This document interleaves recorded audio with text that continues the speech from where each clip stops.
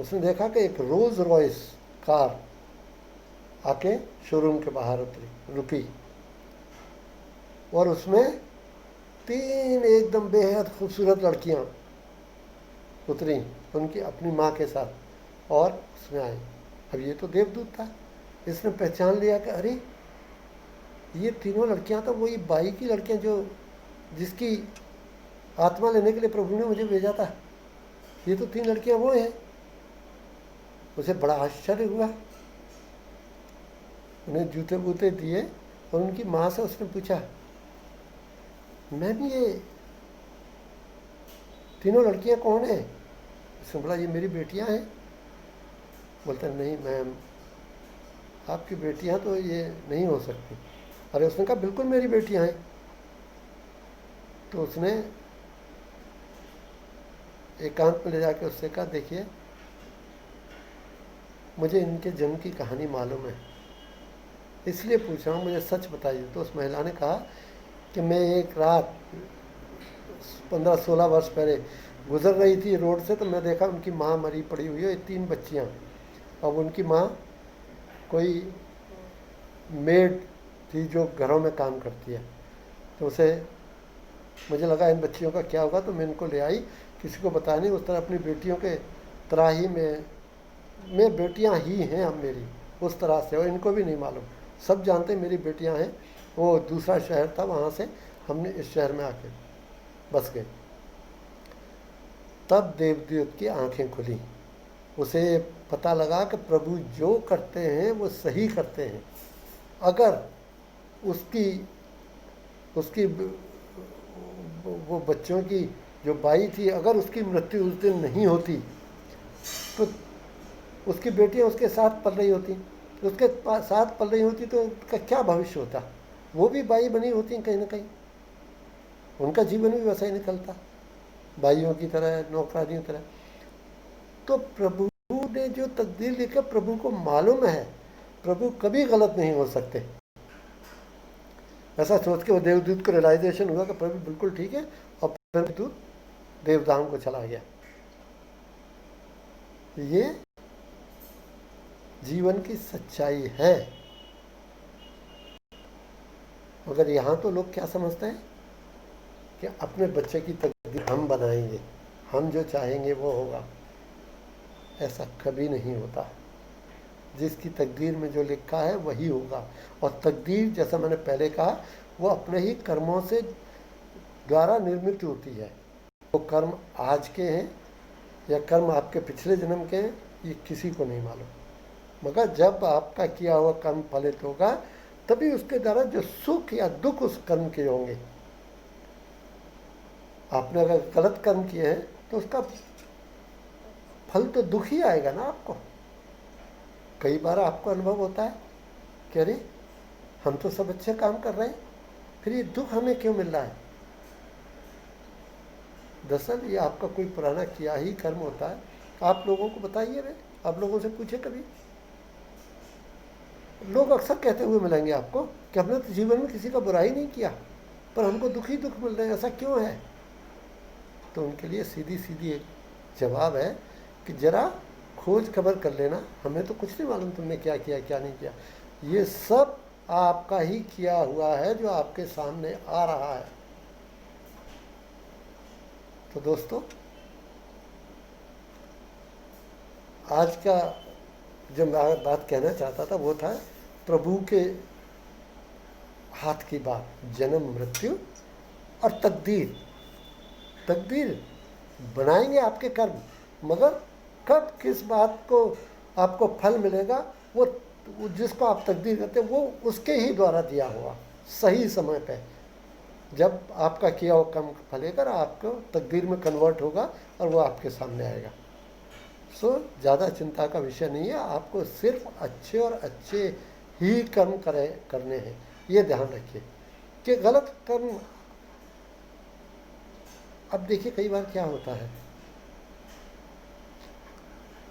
आप ये भी तो होता है ना, आप गलत कर्म को भी सही समझ के ही करते हैं कई बार, मगर आपके समझने से होता क्या है, गलत कौन सा कर्म सही है, कौन सा गलत, इसको भी आप निर्धारित करने की आपकी क्षमता है क्या?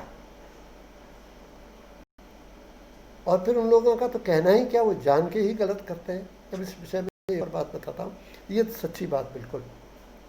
अमेरिका में किसी एक आदमी को कोर्ट में पेश किया गया। पता लगा कि उसने 250 लोगों को मारा है, 250 लोगों को, यह शॉट 250 पीपल। और पुलिस कब से ढूंढ रही है, वो भागता फिर रहा था। उससे पूछा, जज ने उससे पूछा ट्रायल के ड्यूरिंग कि तुमने क्यों इतने लोगों को मारा, क्या मतलब था? उसने कहा, योर ऑनर, मैंने सिर्फ और सिर्फ एक आदमी को मारा था गलती से। हमारा कुछ झगड़ा हुआ और मैंने उसको जोर का धक्का दिया, वो गिर गया और मर गया। उसके बाद जो 250 लोगों का मेरे ऊपर इल्ज़ाम है, मैंने उनको नहीं मारा। तो बोलता, पर ये गलत थोड़ा ही बोल रहे हैं, यू हैव शॉट पीपल। वो पहला तो आपके धक्के से मरा, चलो मान लिया, बाकियों को तो आपने गोली मारी है। वो कहता है, सर योर ऑनर, उसके बाद मैं इतना डर गया था कि मैं सिर्फ अपने को बचा रहा था। If I don't kill the police people, they will kill me. I was simply saving my life. मैंने किसी का खून नहीं किया, और हर किसी को अपने जीवन को बचाना तो हर किसी का राइट है ना, तो फिर मैंने गलत क्या किया? पहली हत्या मुझसे हुई अनजाने, और मैं डर गया था, मुझे जेल जाना मंजूर नहीं था। अब सोचिए दोस्तों, और ये कुछ 20 साल बाद पकड़ा गया था। अब आप अंदाज लगाइए, जब उसकी पहली हत्या हुई हो, उसके हाथ से हुई होगी, तो वो 20-22 साल का नौजवान रहा होगा, जैसा रिकॉर्ड से उन्होंने पाया।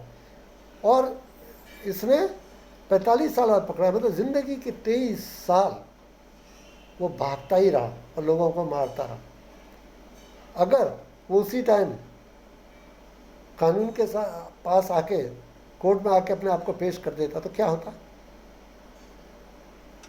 सज़ा मिलती ना, उम्र कैद मिलती, 10, 12, 15 साल में बाहर आ जाता।